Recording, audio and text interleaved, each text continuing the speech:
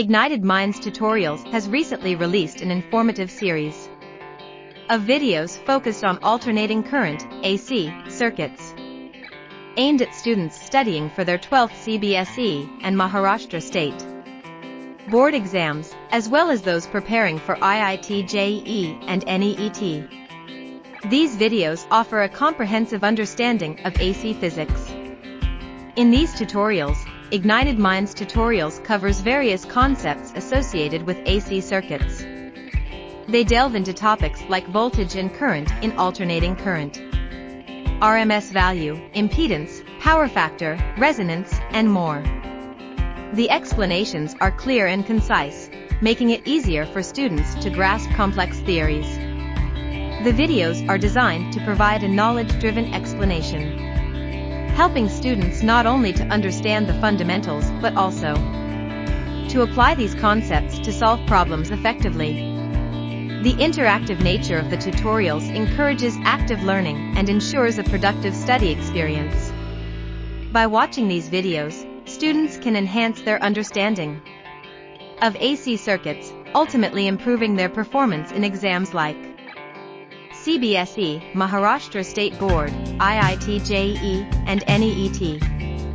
Ignited Minds Tutorials is committed to helping Ignited Minds excel academically by providing quality educational content that caters to the needs of different exam syllabi. To access this invaluable resource on AC circuits, students can visit Ignited Minds Tutorials' official website or subscribe to their YouTube channel. Empower your learning journey with these educational videos and unlock your potential in the field of physics.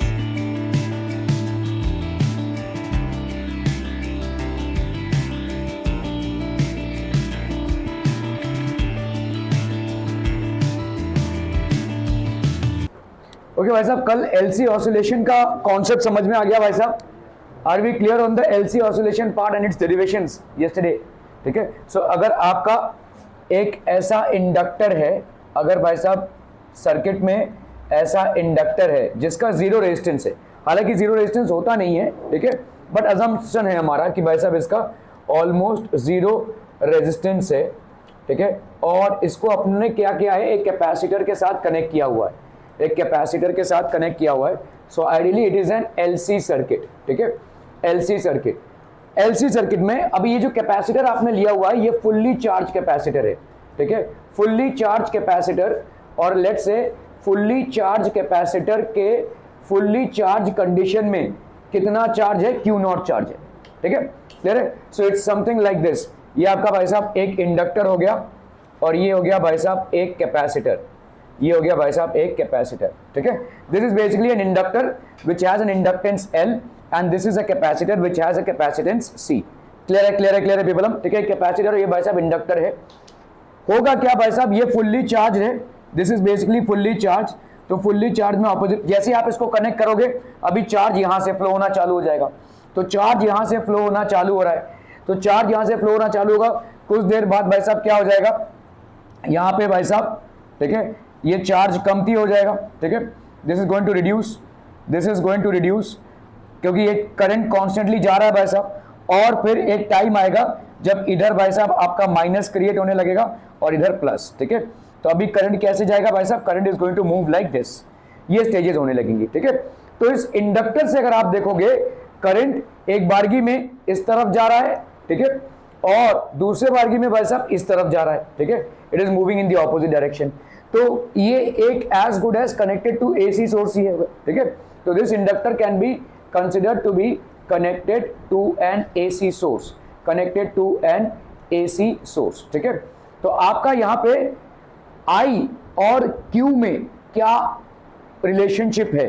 ठीक है, generally I is what, rate of flow of charge, dq by dt होती है भाई साहब. ठीक है, किसी भी सर्किट में rate of flow of charge is called current. लेकिन यहां पे क्या हो जाएगा, in this case in an LC circuit, in an LC circuit भाई साहब क्या हो जाएगा, I is equal to minus dq by dt. ये माइनस dq by dt का मतलब क्या होता है भाई साहब, कि जैसे जैसे यहां पे चार्ज कम होता जाएगा वैसे वैसे करंट का मैग्नीट्यूड इसमें बढ़ता जाएगा, ठीक है। The magnitude of current will keep on increasing as and when the charge in the capacitor goes on decreasing, ठीक है। जैसे जैसे भाई साहब वो डिक्रीज होगा, जैसे जैसे भाई साहब उसका इंक्रीज होगा तो ये आपका डिक्रीज होता जाएगा। तो इसीलिए in case of an LC circuit we write I is equal to minus dq by dt. The rate of flow of charge definitely is current, but here the charge, अगर जैसे कैपेसिटर में charge decrease होगा वैसे circuit में current बढ़ेगा, ठीक है। Okay, now we are talking about यहां पे ईएमएफ कितना जनरेट होगा। इस सर्किट में भाई साहब एक बैक ईएमएफ जनरेट होगा, क्योंकि यहां पे एक मैग्नेटिक फील्ड जनरेट होगी। चार्ज के पास होने से इसमें एक मैग्नेटिक फील्ड जनरेट होगी और इस मैग्नेटिक फील्ड में चेंजेस प्रोड्यूस होंगे। क्यों ही चेंजेस प्रोड्यूस होंगे बोलो? क्योंकि आपका करंट जो है वो फ्लक्चुएट कर रहा है। So due to changes in the magnetic field और चेंजेस इन द करंट, ठीक है, यहां पे क्या हो जाएगा भाई साहब, एक बैक ईएमएफ जनरेट होगा। और हमको मालूम है बैक ईएमएफ की वैल्यू कितनी होती है। तो अगर हम बैक ईएमएफ की बात करें जो इंडक्टर में जनरेट हो रहा है वो कितना होता है, okay, L D I by D T. और इसका वैल्यू भाई साहब क्या हो जाएगा, माइनस में रहेगा, क्योंकि ये करंट को अपोज करेगा, ठीक है। तो this will B minus L D I by D T. तो ये क्लोज्ड लूप है। हमको मालूम है भाई साहब जो चार्ज होता है, अगर हम देखेंगे कैपेसिटर का Q is equal to C V होता है, तो वोल्टेज अक्रॉस द कैपेसिटर क्या हो जाएगा भाई साहब, Q बाई सी। क्लियर है, क्लियर है, क्लियर है। ओके, तो अभी आपका sum of the voltages and the current, आपका कर्शॉफ्स क्लोज्ड लूप लॉ क्या बोलता है भाई साहब, कर्शॉफ्स क्लोज्ड लूप लॉ क्या बोलता है, sum of voltages plus sum of IR in a closed loop is equal to 0, ठीक है। यहां पे वोल्टेजेस सम क्या रहेंगे, तो एक वोल्टेज हो गया भाई साहब आपके कैपेसिटर का और एक वोल्टेज हो गया भाई साहब आपके इंडक्टर का। बाकी यहां पे रेजिस्टेंस तो है नहीं, क्योंकि हमने माना हुआ है कि इस इंडक्टर में जीरो रेजिस्टेंस है, ठीक है। It's our assumption that in this inductor it's a zero resistance case. तो आपका भाई साहब यहां पे समेशन ऑफ वो क्या हो जाएगा भाई साहब, this will be Q by C plus summation of V that is minus L D I by D t. इधर तो भाई साहब ये वाला पूरा फैक्टर जीरो ही होगा, so this is going to be zero. Are we clear to this one people hmm, ठीक है। Minus L D I by D T plus Q by C, this is going to be zero. Clear hmm, clear hmm, clear hmm people hmm, okay, बहुत बढ़िया भाई साहब, ठीक है। So L D I by D T plus Q by C. अभी हम आते हैं भाई साहब D I by D T में, ठीक है, यहां पे। सो this is L minus L D I by D T. D I by D T को अपन क्या लिख सकते हैं बोलो? देखो I क्या हो जाएगा, I is equal to d Q by D t. अगर हम यहां पे लिखते हैं differentiating both sides, differentiating both sides with respect to t, with respect to t, ठीक है। तो यहां पे क्या हो जाएगा बोलो, d I by D t will be equal to my d square Q by D T का स्क्वायर, ठीक है। यहां पे भाई साहब माइनस के, तो minus d square Q by D T का स्क्वायर। क्लियरम, क्लियरम, क्लियरम, क्लियरम पीपलम, ठीक है। तो यहां पे कितना हो जाएगा बोलो, L D I by D T. तो एल तो अपने माइनस के साथ ऑलरेडी है, ठीक है, सॉरी, आई यहां पे क्या है, minus d Q by D t है। तो d I by D t कितना हो जाएगा, minus d square Q by D T का स्क्वायर। तो यहां पे माइनस एल को अपन ने लिखा minus L, D I by D t की वैल्यू कितनी आ गई बोलो, minus d square Q by D T का स्क्वायर प्लस यहां पे voltage across the capacitor that's going to B how much, Q by C is equal to 0, ठीक है। So this will be what equation हम people हम, this is equal to d square Q by D T का square L, ठीक है, plus q C is equal to 0। इसको अपन divide कर देते हैं किससे भाई साहब, L से अगर डिवाइड कर दें अपन तो यहां पे क्या हो जाएगा बोलो, D square Q by D T का square plus Q by L C is equal to 0, ठीक है। अभी अपने को मालूम है कि भाई साहब ओमेगा जो होता है फ्रीक्वेंसी, ठीक है, इन अ कैपेसिटर, ये कितनी होती है भाई साहब, 1 by under root L C होती है। तो अगर हम दोनों साइड में स्क्वायर कर दें तो ओमेगा का स्क्वायर यहाँ पे कितना हो जाएगा, 1 बाई एल सी हो जाएगा भाई साहब, ठीक है। तो अपन इसको क्या लिख सकते हैं, this will be D square Q by D T का square plus omega Q, omega square Q is equal to 0। अभी ये भाई साहब क्या हो गया, एक सेकेंड डिग्री इक्वेशन है, ठीक है। This is a second degree equation in Q. ये हो गया भाई साहब आपका सेकेंड डिग्री डिफरेंशियल इक्वेशन है, डिफरेंशियल इक्वेशन इन क्यू। तो अगर ये सेकेंड डिग्री डिफरेंशियल इक्वेशन है इन क्यू, तो अपन इसको क्या लिख सकते हैं भाई साहब, what can be write this as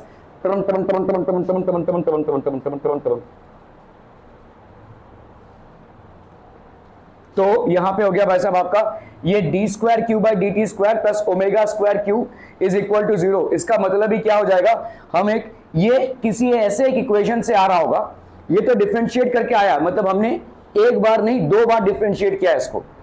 ये वाला जो रिजल्ट आया है, अगर कोई सेकेंड डिग्री डिफरेंशियल इक्वेशन मिलता है आपको, तो इसका मतलब आपने उसको 2 बार डिफरेंशिएट किया हुआ है, और प्राइमरी इक्वेशन से आपने 2 बार डिफरेंशिएट करके ये लाया हुआ है। तो it could be a result of Q is equal to भाई साहब यहां पे क्या हो जाएगा बोलो, A cos omega T plus B sin omega T. ऐसा कोई इक्वेशन रहेगा जिसको आप डिफरेंशिएट करते हुए यहां तक पहुंचे हो, ऐसा कोई इक्वेशन रहेगा जिसको आप डिफरेंशिएट करते हुए यहां पे पहुंचे हो। अभी अपने को क्या निकालना भाई साहब, A और B की वैल्यूज निकालनी है। A और B यहां पे हैं कांस्टेंट्स, ठीक है, क्लियर है। सो पुटिंग, अगर हमने भाई साहब यहां पे डाला putting T is equal to 0, T is equal to 0 मतलब इनिशियल कंडीशन में, ठीक है, ये वाली कंडीशन है जब आपका कैपेसिटर फुल्ली चार्ज रहे, और यहां पे आपका T इज इक्वल टू 0 में आपका क्या हो जाएगा भाई साहब, यहां पे कोई करंट फ्लो नहीं कर रहा है, आपने जस्ट कैपेसिटर के साथ कनेक्ट किया है। ये कैपेसिटर भाई साहब फुल्ली लोडेड चार्ज है और 2 वायर्स को जस्ट कनेक्ट किया है, अभी भी आपका करंट फ्लो होना चालू नहीं हुआ है। तो I की वैल्यू क्या हो जाएगी भाई साहब आपकी यहाँ पे 0 हो जाएगी। T की वैल्यू 0 है, ठीक है, T की वैल्यू 0 है, तो Q की वैल्यू अपन क्या लिख सकते हैं, Q यहाँ पे क्या है, at T is equal to 0 Q is equal to maximum, that is Q naught. समझ में आ रहा है भाई साहब, फुल्ली लोडेड चार्जर को, सॉरी अपने कैपेसिटर को आपने रखा हुआ है, फुल्ली लोडेड कैपेसिटर को आपने रखा हुआ है, उसका चार्ज कितना है Q नॉट। जो जब आपका T इज इक्वल टू 0 होगा, Q is equal to Q naught होगा, और I की वैल्यू बच्चा बाड़ी क्या होगी, I की वैल्यू होगी 0। समझ में आ रहा है ये, ठीक है। तो यहां पे पहले इसको निपटाते हैं हम, Q is equal to, this will be equal to A cos omega into t, that will be how much, omega into t मतलब ओमेगा इंटू 0, तो ये हो गया cos 0, ठीक है, plus B sin omega into t, that will be sin 0, ठीक है। तो Q की वैल्यू यहां पे क्या हो जाएगी, A cos 0, cos 0 की वैल्यू होती है 1, ठीक है, cos 0 की वैल्यू होती है 1, तो ये हो गया A। यहां पे Q की जगह पे अपन क्या लिखेंगे, Q not, because current is, sorry charge is maximum out here, ठीक है, तो A की वैल्यू हो गई Q नॉट, प्लस इस पे आओ भाई साहब, sin 0 की वैल्यू कितनी होती है 0, B इंटू 0 विल बी 0, तो आपका भाई साहब 0। तो अपन यहां पे क्या लिख सकते हैं, यहां पे A is equal to Q naught, we can write A is equal to Q naught, ये आपका भाई साहब पहला इक्वेशन हो गया A में, ठीक है, क्लियर है। और क्या देखा भाई साहब आपने, at T is equal to 0, तो एक बार अपन ने क्या इसको यूज किया, Q is equal to Q naught, at T is equal to 0। दूसरा क्या है भाई साहब आपका, I की वैल्यू 0 है, I की वैल्यू 0 है, मतलब भाई साहब I यहां पे कितना है, minus d Q by D t है, ठीक है, इसकी वैल्यू 0 है, मतलब आप क्या लिख सकते हैं, D Q by D t की वैल्यू क्या है 0 है कि नहीं, है कि नहीं भाई, माइनस को हजम कर दो, क्या है, माइनस को हजम कर लो, I is equal to minus d Q by D t इस सर्किट के लिए। तो अगर आप बोल रहे हो at T is equal to 0, at भाई साहब T इज इक्वल टू 0, आपका करंट जो सर्किट में फ्लो कर रहा है वो 0 है, क्योंकि जस्ट आपने कनेक्ट किया है, ठीक है, और इस दौरान आपका मैक्सिमम चार्ज है किसमें, आपके कैपेसिटर में, ठीक है। सो यहाँ पे D Q by D t की वैल्यू क्या हो जाएगी 0। अभी इसमें आते हैं भाई साहब, देखो D Q by D t की वैल्यू अगर 0 होती है आपकी, तो भाई साहब यहाँ पे ये इसको देखो, क्यू की वैल्यू क्या लिखी है आपने, A cos omega T plus B sin omega t. अभी इसको करते हैं डिफरेंशिएट, ठीक है, differentiating both sides with respect to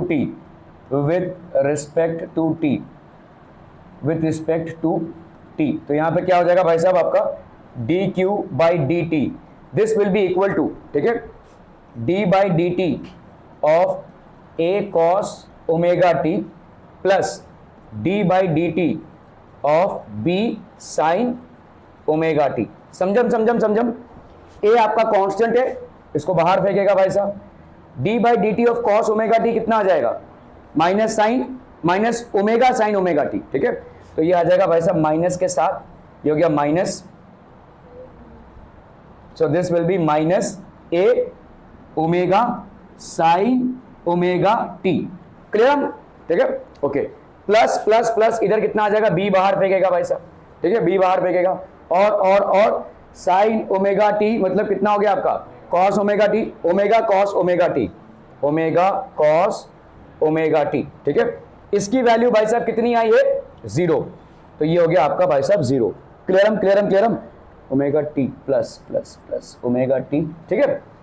अभी ये हो रहा है कब, जब टी की वैल्यू क्या हो भाई साहब आपकी 0 हो, तो टी की वैल्यू 0 डालो यहां पे, तो 0 is equal to minus A omega, जो भी इसकी वैल्यू हो, यहां पे टी की वैल्यू अगर 0 होती है तो ये हो जाएगा साइन 0, समझम, ओके, बी ओमेगा, ठीक है, कॉस ओमेगा टी की वैल्यू अगर 0 होती है तो कॉस 0 हो जाएगी, ये है ना भाई साहब, कॉस 0, ठीक है, क्लियरम क्लियरम क्लियरम, कॉस 0 की वैल्यू होती है 1, तो इधर क्या बचेगा बोलो, बी ओमेगा इंटू 1, इधर क्या हो जाएगा भाई साहब, ये पूरा 0 हो जाएगा, तो this will be 0 is equal to 0, तो अपन यहां पे क्या लिख सकते हैं बोलो, बी ओमेगा की वैल्यू आपकी क्या आ गई, 0, अभी क्योंकि ये ऑसिलेट कर रहा है तो ऑब्वियसली ऑसिलेशन का जो एंगुलर फ्रीक्वेंसी का वैल्यू है वो आपका 0 नहीं हो सकता, सो देयरफॉर अपन को क्या लिखना पड़ेगा यहां पे, therefore b is equal to 0, क्लियरम क्लियरम क्लियरम पीपलम, ठीक है, तो इसका मतलब इस पूरे इक्वेशन में आप क्या लिखेंगे भाई साहब, ये इक्वेशन आपका क्या बन जाएगा, q is equal to a की वैल्यू कितनी आई है, a की वैल्यू है ये q0 है ना, तो a की वैल्यू ऊपर क्यों चला गया भाई साहब, ठीक है, a की वैल्यू है भाई साहब q0, ठीक है, तो a मतलब हो गया आपका q0 cos omega T plus b sin omega T, b की वैल्यू तो 0 आ गई भाई साहब, ठीक है, तो आपका भाई साहब ये हो जाएगा q, this will be the value of q for LC oscillation. i की वैल्यू कितनी हो जाएगी भाई साहब, i की वैल्यू हो जाएगी dq बाई dt, है ना, तो इसको भाई साहब कर दो minus d by dt of q0 cos omega T, ठीक है, कितना भाई साहब वैल्यू आ जाएगा, q0 को बाहर फेंको, cos ओमेगा टी, तो q0 इंटू ओमेगा, ठीक है, cos ओमेगा टी का भाई साहब कितना आ जाएगा, d by d x of cos x is minus sine x, तो ये हो जाएगा माइनस तो पहले से था into minus sine omega T, so आपका करंट का वैल्यू हो जाएगा भाई साहब कितना, q0 omega sine omega T, are we clear on this वनम पीपलम, ठीक है, इज दिस क्लियर पीपलम, ठीक है, तो आपका करंट एलसी ऑसिलेशन का कितना हो जाएगा, q0 omega sine omega T, और आपका भाई साहब q का वैल्यू क्या आ जाएगा, q0 cos ओमेगा टी, ठीक है, क्लियर है क्लियर है क्लियर है पीपलम, बहुत बढ़िया भाई साहब बहुत बढ़िया, एक minute, okay people, conservation of energy, तो देखो ऐसा हो नहीं सकता है, प्रैक्टिकली पॉसिबल नहीं है कि आप अपना कोई ऐसा इंडक्टर चुने जिसका रेजिस्टेंस 0 हो, सो दिस इज हार्डली पॉसिबल, ठीक है, तो थोड़ा बहुत आपका एनर्जी लॉस होगा ही। आइडियली अगर हम देखेंगे एकदम एक पूरे अच्छे सिनेरियो में, तो आपका एलसी ऑसिलेशन ऐसे जाना चाहिए, LC oscillation should actually go like this, लेकिन क्योंकि इंडक्टर का एक रेजिस्टेंस होता है तो इसके वजह से भाई साहब एलसी ऑसिलेशंस क्या होंगे, डाई आउट होते जाएंगे, they will keep on die out, ये आपका डैम्प्ड ऑसिलेशंस होगा, ठीक है, खैर लेकिन अपने डेरिवेशन में भाई साहब आप कभी करना है नहीं, okay, so conservation of energy in LC oscillations just as the sum of potential and kinetic energies remain constant in SHM, the sum of energies stored in capacitor and inductor system भाई साहब remain constant रहेगा, ठीक है, तो आपका capacitor के system में कितना एनर्जी होता है, we know that it is half q square by c, ये होता है भाई साहब कैपेसिटर के सिस्टम में एनर्जी स्टोर, और अगर हम देखेंगे भाई साहब magnetic energy store in inductor, that will be Li square. So at any given point of time, what will be the total energy, the sum of these two energies, that is half q square by c plus half Li ka square. So at any given point of time, the total energy will be electrostatic potential energy that is stored in the capacitor plus आपका magnetic energy that is stored in the inductor. So that is going to be how much, half q square by c plus half भाई साहब L I का square, ठीक है, समझम समझम समझम पीपलम, okay अभी अपन को मालूम है कि Q की वैल्यू अपन ने अभी कितनी निकाली, Q naught cos omega T, ठीक है। सो Q की वैल्यू अभी यहाँ पे जो डेरिवेशन की हमने देखो Q की वैल्यू कितनी निकाली है, Q naught cos omega T, ठीक है। So let's put this value here, so this will be half, ठीक है, Q naught cos omega T का भाई साहब स्क्वायर अपॉन C, ठीक है, plus plus plus half L और I का स्क्वायर। तो यहां पे I की वैल्यू भाई साहब यहां पे कितनी है, Q naught omega sine omega t, है ना। तो L I का square that is Q naught omega sine omega T, इसका भाई साहब स्क्वायर, ठीक है। क्लियरम क्लियरम क्लियरम पीपलम, ठीक है। सो 1/2c, 1/2c that will be how much, Q not का स्क्वायर। अच्छा Q नॉट जब होता है तो आपका एंगुलर फ्रीक्वेंसी भी मैक्सिमम होती है, तो इसका हमने ओमेगा नॉट लिया हुआ है वैल्यू, ठीक है। ओके सो Q नॉट का स्क्वायर, इसका भाई साहब कितना हो जाएगा, cos square omega not T plus half, ठीक है, L Q नॉट का स्क्वायर ओमेगा का स्क्वायर, ओमेगा नॉट का स्क्वायर, ठीक है। This will be Q not का स्क्वायर ओमेगा नॉट का स्क्वायर, और ये हो गया आपका sign square omega not T, ठीक है। L ओमेगा नॉट का स्क्वायर, Q का square, sine square omega not T. Okay so if we happen to solve this then what would we get पीपलम, this will be how much, this will be 1/2c, 1/2c Q not का square cos square omega not T plus, इसको देखो अपन ये लिख सकते हैं half L, यहां पे क्या है आपका देखो, हाफ L Q नॉट का स्क्वायर ओमेगा नॉट का square sine square omega not T. अभी ओमेगा की वैल्यू कितनी है, 1/√LC, तो omega square sorry omega naught square की वैल्यू कितनी हो जाएगी, 1/LC। तो अपन यहां पे क्या लिख सकते हैं, हाफ L Q नॉट का square into 1/LC sign square omega not T, ऐसा लिख सकते हैं, बोलो। ये L और ये वाला L भाई साहब हो जाएगा आपका कैंसिल, टाइम है अभी क्या 6:30 हो गया तुम लोग का, ठीक है, ठीक है। तो यहां पे क्या हो जाएगा भाई साहब, ये L और L कैंसिल हो गए, तो आपका हो गया हाफ Q नॉट का square sine square omega not T, ठीक है। So this will be half Q not का square sine square omega not T, ठीक है। क्लियरम क्लियरम क्लियरम पीपलम, ठीक है। तो अगर हम देखेंगे भाई साहब यहाँ पे 1/2, लेकिन यार यहाँ पे C तो नहीं आया, C हाँ C आ जाएगा भाई साहब, है ना। यहाँ पे एक C बच जाएगा, तो यहाँ पे 1/2C, ये वाला C इधर आ गया, ठीक है। सो इसमें अपने अगर 1/2C को बाहर निकाला, 1/2C और Q नॉट का स्क्वायर, इसको अगर अपन ने बाहर निकाला तो अंदर क्या बचता है बोलो, cos square omega not T plus sine square omega not t, और इसकी वैल्यू क्या हो जाएगी 1, this is going to be 1। So इसका वैल्यू कितना हो गया बोलो, Q नॉट का स्क्वायर बाई 2C, समझ में आ रहा है। तो आपका भाई साहब UE प्लस UB, इसकी वैल्यू कभी भी Q naught square by 2C होगी। अभी हम स्टार्टिंग पे जाते हैं, ठीक है। स्टार्टिंग पे अगर आप देखोगे यहां पे कोई भी चार्ज, अभी ये फुल्ली लोडेड है भाई साहब, तो फुल्ली लोडेड है मतलब ये Q नॉट है, करंट नहीं जा रहा है, T इज इक्वल टू 0 है, बताओ कितना एनर्जी होगा, यहां पे कोई करंट फ्लो नहीं हो रहा है, तो कितना एनर्जी होगा, तो आपकी यहां पे हम बोल सकते हैं UB, इसकी वैल्यू तो 0 होगी, और UC की वैल्यू कितनी होगी, बोलो भाई साहब, हाफ Q नॉट का स्क्वायर बाई C, यही होगा ना। देखो जो स्टार्टिंग में था वही बीच में भी होगा, तो इसका मतलब एनर्जी क्या है आपका, कंजर्व्ड है, ठीक है। मतलब जब आपका चालू हो गया तो भी आपका एनर्जी कितना आ रहा है, Q naught square by 2C आ रहा है। जब आपका लोडेड चार्ज आपने रखा हुआ है तब भी आपका एनर्जी क्या आ रहा है भाई साहब, Q naught square by 2C। Are we clear on this one people, ठीक है। So this basically proves that initial energy, this is initial energy as expected. Are we clear on this one people, जो आपका initial energy रहेगा वही आपका भाई साहब final energy हो जाएगा। क्लियर, बहुत बढ़िया भाई साहब, हो गया।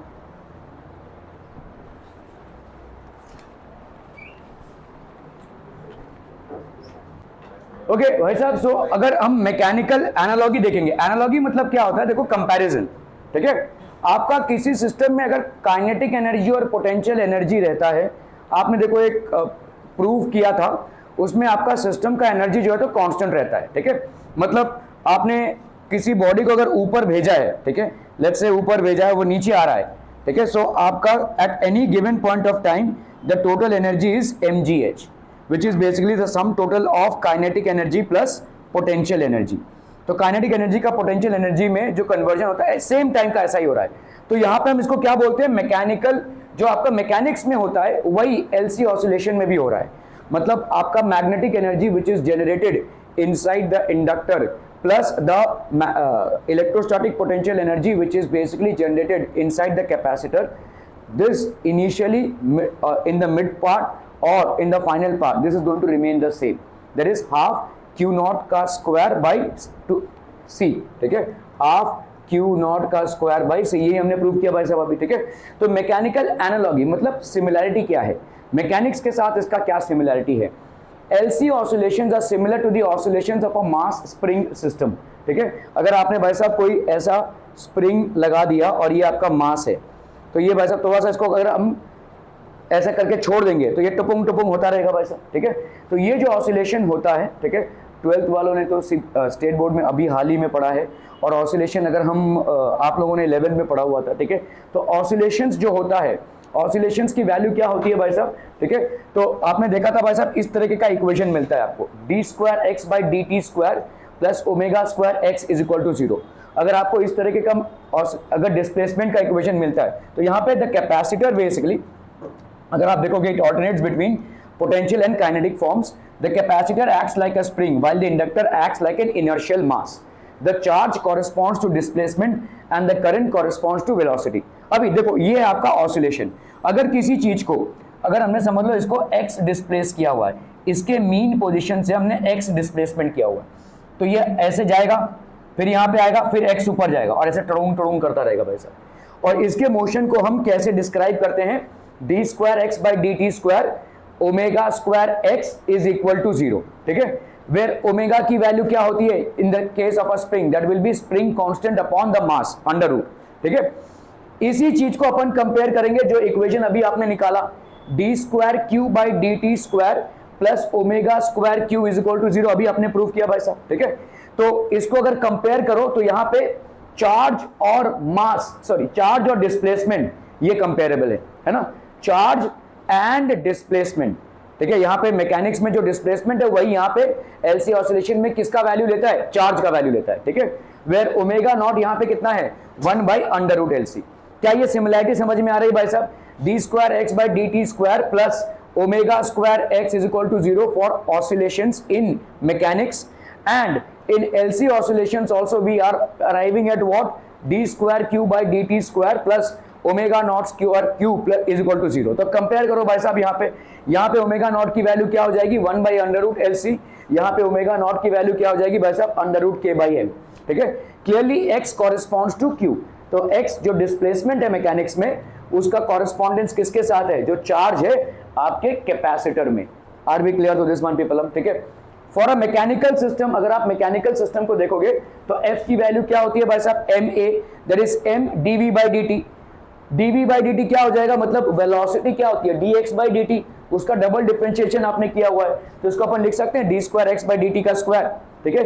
एक्सेलरेशन भाई साहब क्या होता है, acceleration is equal to dv/dt होती है भाई साहब, that means d/dt of dx/dt।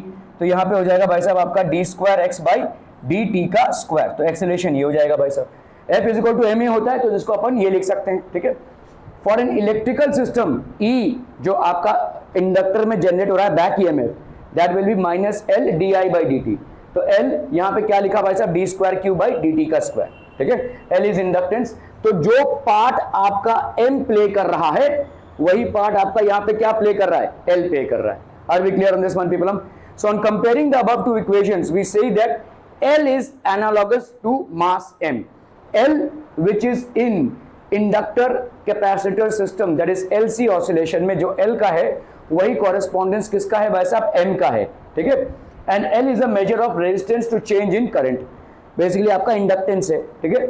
In case of LC system, omega naught की वैल्यू क्या है 1/√LC, और इन case of mechanics for a mass oscillating it is omega naught is equal to 1/√K/M, that is spring constant upon mass. ठीक है, तो obviously 1/C अगर आप देखोगे भाई साहब यहाँ पे ये आपका L किसका रूप ले रहा है भाई साहब, M का, है कि नहीं? ठीक है, तो आपका ये 1/√C जो रहा ये किसके साथ कंपेयर कर सकते हैं अपन 1/√K के साथ. ठीक है, तो 1/C is analogous to, hello, हाँ ये और ये नहीं, इधर का दो सेटिंग्स कॉम्प्लिकेटेड है. ओके, तो आपका भाई साहब यहाँ पे ओमेगा नॉट की वैल्यू भाई साहब आपकी कितनी हो गई भाई साहब, यहाँ पे देखो 1/√LC है, और ओमेगा नॉट की वैल्यू यहाँ पे कितनी है भाई साहब √K/M है.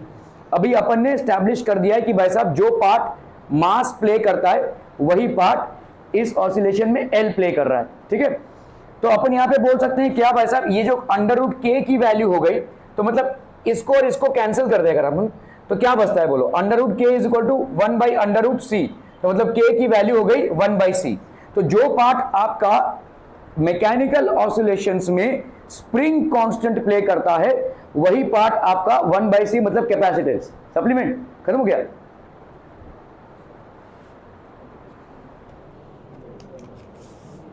पास में ना, ठीक है, क्लियर है. So again in case of LC system ये, in case of mass spring system this, so obviously 1/C is analogous to K. The force constant K is the force required to produce unit displacement, while 1/C क्या है भाई साहब, V/Q है, is the potential difference required to store a unit charge. Are we clear to this one people? हम बहुत बढ़िया भाई साहब. हाँ मितेश, अभी तो सब चीज़ में मुंडी हिलेगी तेरी, क्योंकि अभी टाइम हो गया है ना, और 10 मिनट में भाई साहब आधा काम उठे तो जीत ही लेंगे अपन, है ना. मैकेनिकल सिस्टम में जिसको अपन मास बोलते हैं, एक तो आता है भाई साहब आधा घंटा लेट, मास बोलते हैं, उसी को भाई साहब हम आधा नहीं 45 मिनट भाई साहब नवाब हैं एकदम. ठीक है, और ये हो गया भाई साहब आपका इंडक्टेंस. तो मैकेनिकल सिस्टम में the part played by M, आपके इलेक्ट्रिकल सिस्टम में LC ऑसिलेशन में it is played by L. ठीक है, डिस्प्लेसमेंट x का कोरिलेशन किसके साथ हो जाएगा भाई साहब, चार्ज q के साथ. Velocity v that is dx/dt का कितना हो जाएगा, current I that is dq/dt के साथ. फोर्स कांस्टेंट k क्या हो जाएगा 1/C, फोर्स कांस्टेंट हो जाएगा 1/C. मैकेनिकल एनर्जी आपकी क्या होगी, ये हो गया kx का स्क्वायर प्लस हाफ mv का square. This is basically potential energy and this is your kinetic energy. और यहाँ पे भाई साहब half q²/c, this is basically आपका कैपेसिटेंस का एनर्जी, एंड दिस इज आपका magnetic energy stored in the inductor. Clear clear clear people. So ये आपका मैकेनिकल और इलेक्ट्रिकल सिस्टम का भाई साहब क्या है, एनालॉजी. ओके ओके ओके भाई साहब, तो अपन जो कुछ भी अभी तक पढ़े हैं, ठीक है, ओमेगा की वैल्यू क्या हो गई 1/√LC. फ्रीक्वेंसी अगर आप देखोगे, देखो omega is equal to 2πf होता है, तो फ्रीक्वेंसी कितनी हो जाएगी, 2π को इधर ले लिया अपन ने, तो f इधर हो गया भाई साहब. Instantaneous charge on the capacitor for LC oscillation, it will always be Q is equal to Q0 cos omega t. Instantaneous current in the LC circuit, it will be equal to I0 sin omega t. ठीक है, where I0 की value क्या हो जाएगी, omega into Q0, omega into Q0 हो जाएगी भाई साहब. ठीक है, electrical energy stored in the capacitor at any point of time, that will be equal to half Q²/C. And maximum क्या होगा, जब आपका करंट जीरो हो जाता है तब उस टाइम पे मैक्सिमम एनर्जी कितनी हो जाएगी, हाफ Q0²/C, और यही आपकी टोटल एनर्जी होगी इंक्लूडिंग द मैग्नेटिक एनर्जी. ठीक है, magnetic energy stored in the inductor will be how much, half LI का स्क्वायर. मैक्सिमम कितना हो जाएगा, हाफ LI0 का स्क्वायर, मतलब आपका मैक्सिमम जब करंट हो. मैक्सिमम करंट के टाइम पे भाई साहब आपका Q0 का वैल्यू कितना हो जाएगा, 0. ठीक है, मैक्सिमम करंट के टाइम पे, क्योंकि आपका जैसे जैसे चार्ज कम होता जाएगा करंट बढ़ता जाएगा, जैसे जैसे भाई साहब करंट कम होता जाएगा चार्ज बढ़ता जाएगा. ठीक है, क्लियर है. Total energy at any point of time will be equal to U E, that is electrostatic potential energy stored in the capacitor plus magnetic energy stored in the inductor, that is half Q²/C plus half LI का square. Clear है.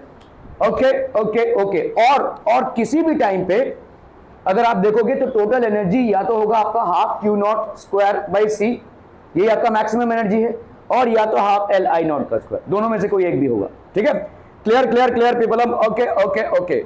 इसी बात पे पेश किया जाए आपके लिए एक सवाल, calculate the wavelength of radio waves radiated out by a circuit. आपने देखो एलसी ऑसिलेशन जब पढ़ा था तो उसमें स्टार्टिंग में दिया हुआ था कि इस तरीके के ऑसिलेशंस को आप रेडियो में यूज करते हैं। ठीक है, रेडियो सिग्नल्स में यूज करते हैं। Calculate the wavelength of radio waves radiated out by a circuit consisting of 0.02 microfarad capacitor and an inductor of microhenry, 8 microhenry inductor in series। ठीक है, तो LC ऑसिलेशन है भाई साहब, C की वैल्यू दी हुई है और आपका भाई साहब C की वैल्यू दी हुई है, तो C की वैल्यू हो गई कितनी 0.02 into 10⁻⁻⁶ फैरड। L की वैल्यू है 8 माइक्रो हेनरी, तो that will B 8 into 10⁻⁻⁶ Henry. ठीक है, तो आपको पहले क्या पूछा है भाई साहब, यहाँ पे कैलकुलेट द वेवलेंथ। ठीक है, तो फ्रीक्वेंसी की वैल्यू कितनी हो जाएगी, ओमेगा की वैल्यू होती है 1/√LC, ओमेगा होती है आपकी 2 पाई इंटू एफ, तो एफ को इधर रखोगे तो 2 पाई इधर डालोगे भाई साहब, 2 पाई √LC। ठीक है, तो 2 पाई इंटू 0.02 इंटू 10⁻⁶ 8, 2 8 हो गया भाई साहब आपका 16, और इधर अगर 2 0 इधर चढ़ा दोगे तो ये हो गया -8 और -6, तो हो गया -14। तो 16 की वैल्यू भाई साहब कितनी आ जाएगी, 16 का अंडर आ जाएगा आपका 4 आ गया भाई साहब इधर, और यहाँ पे -16, ये सब काम कारनामा करोगे तो 1.39 तक आ जाएगा।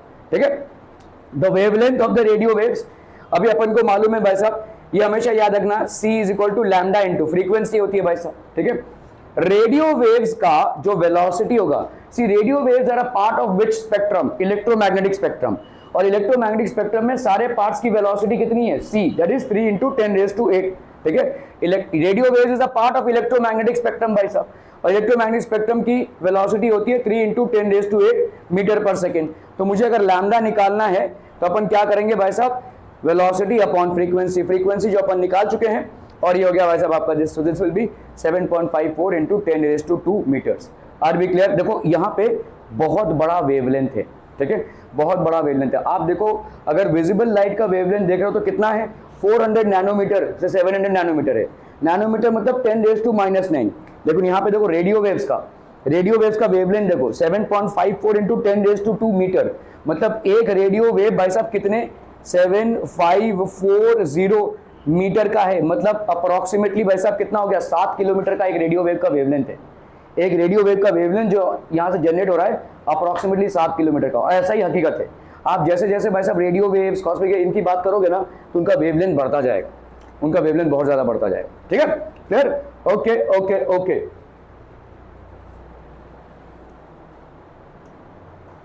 IIT, चलो भाई साहब हमारे जमाने की IIT है ये।